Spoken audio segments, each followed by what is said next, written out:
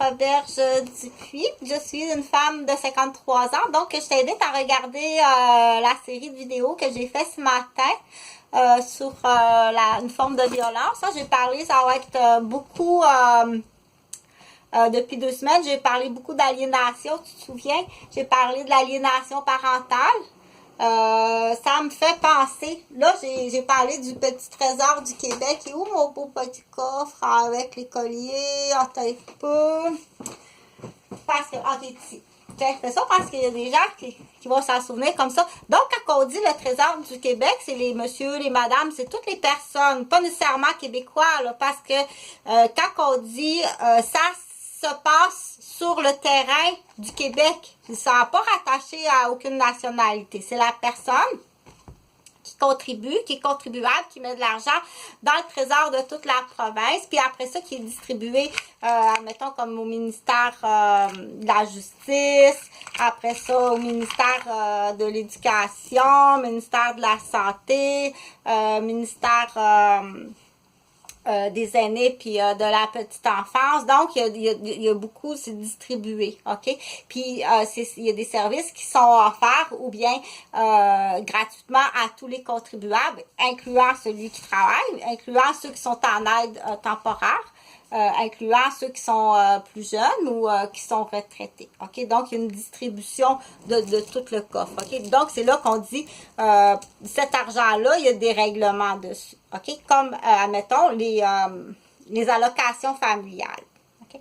Les allocations familiales, là, bon, ça, c'est pris au ministère de la famille, puis c'est lui qui paye ça, là. C'est lui, puis elle, puis lui, puis l'autre, OK? Donc, il y a un montant qui est pris, puis tu reçois des chèques. Tu reçois des chèques pour aider les familles, OK? Donc, les chèques, anciennement, il y a comme, anciennement, les chèques d'allocation familiale, là, on disait, bon, ben c'est pour l'enfant, là, la madame, elle prenait son chèque d'allocation familiale pour enfant. Elle mettait dans sa sacoche. Là, elle allait acheter des affaires pour ses enfants. Des souliers, des vêtements, ses livres d'école. T'as des lois là-dessus, là. T'as des lois sur le chèque de ton enfant que tu dois respecter. OK? Ou payer une partie du logement avec. Mais si tu prends un logement qui a du luxe, hein, t'as une belle grande chambre avec une salle de bain, puis un beau garde-robe dans ton logement, ta chambre de madame est luxueuse, puis c'est le chèque des enfants qui paye ça. Là, c'est plus la proportion du logement. Il y a des lois sur les chèques. C'est là que il faut informer, mais automatiquement, de toute façon, il y a des choses que tu dois savoir dans le maintenant. Mais si on s'en va dans le passé, OK? Parce que là, j'ai parlé d'aliénation, on va parler d'abus puis de fraude aussi.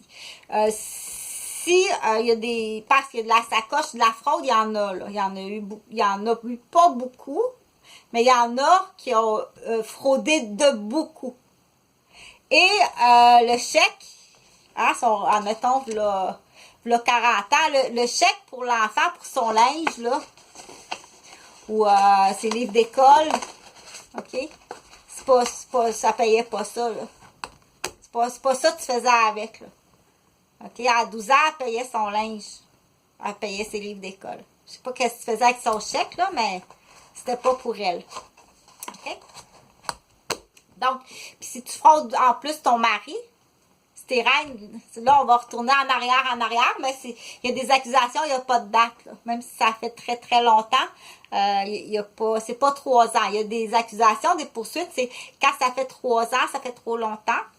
Mais il y a d'autres accusations, d'autres poursuites que il n'y a pas de date. Automatiquement, si on parle d'abus sexuels ou d'aliénage sexuel, il n'y a pas de date. Tu peux reculer jusque-là. OK? Donc, là, en plus, si le chèque est gardé, là, je ne sais pas qu'est-ce qu'elle faisait avec, puis en plus, à 12 ans, il faut qu'elle travaille à 12 ans. OK?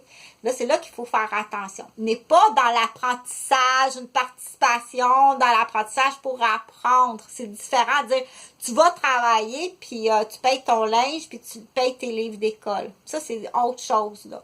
Puis sur le temps que tu travailles, tu n'es pas en train d'étudier, puis il faut que tu travailles, faut que tu étudies de nuit pour réussir. Ça, c'est autre chose, OK? Mais de toute façon, habituellement, c'est pas, quand on parle d'abus, c'est pas une affaire, là. Il va y avoir beaucoup d'affaires, pas juste une affaire parce que la personne qui fait de l'aliénation, qui fait de l'abus, de la fraude, de la violence, de l'intimidation, du bavage, de la provocation, du mensonge, elle va en faire plusieurs dans le tas. Tu vas en trouver bien dans le tas des affaires, là. Donc, j'en reviens à dire que là, aujourd'hui, ce que je veux que tu retiennes, qui est très important, c'est la torture, puis le sadisme de ne pas aller voir un parent. OK? Et si tu as un problème de perception, tu penses que ton père est pas bon, ou on te mentit sur ton père, là, c'est là qu'il faut démêler ça. Qui a menti? Qui a fait... Qui est bavasseux ou bavasseuse, puis qui t'a aliéné contre ton père, puis que tu vas pas le voir. Sinon, pourquoi tu dois justifier?